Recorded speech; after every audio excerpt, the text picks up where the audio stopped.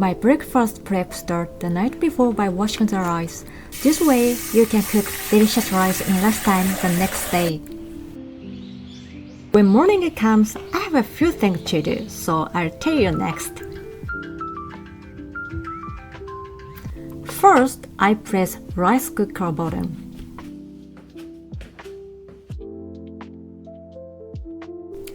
Then, I go to the bathroom to brush my teeth, wash my face, and do my makeup. Think like that. After that, I do some quick exercise. Everything takes about 30 minutes in total. My weekday breakfast is simple. I add a chopped vegetable that I prepared in advance to boiling water to make a nutritious miso soup. And I enjoy natto and rice topped with my homemade Salmon Flakes. If you watched my previous video, you might have noticed that what I eat for weekend and weekday breakfast is almost the same, but the way I cook is different.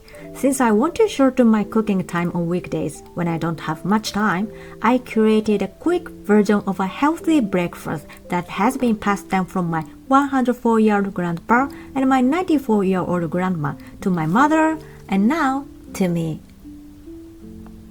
Next, I'm going to explain how to do the meal prep for this. So these are my meal prep for weekday breakfast. I prepared cut veggies and homemade salmon flake, which is actually easy to make and delicious. I like eating with rice. I usually make them on weekend because of course I have more time, and I like this style because once you make them, you don't have to wake up early every morning. And you can actually have a nutritious breakfast within 10 minutes, which is amazing, isn't it? So if you are looking for quick but healthy breakfast, this is for you. Now let's cut the carrot for the miso soup. My tip for preparing carrot is to slice them as thinly as possible. The thinner you cut them, the faster they cook. This also helps minimize texture changes after freezing. When freezing leafy vegetables, remove as much water as possible with a kitchen towel as they contain a lot of water. After cutting the vegetable, place them in a dip-top bag, remove the air, and seal it tightly.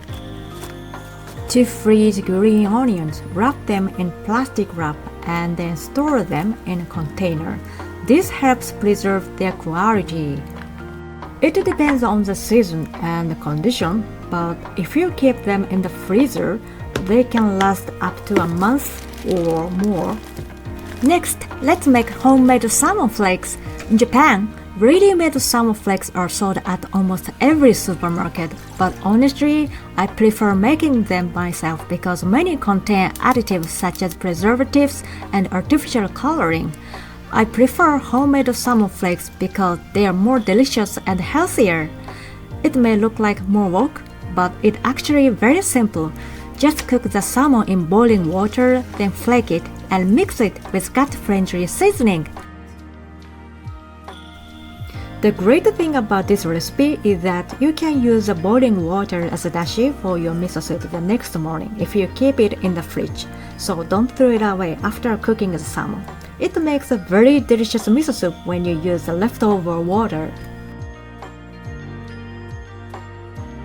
The only thing you need to be careful about when making salmon flakes is removing the bones before mixing the salmon with the seasonings.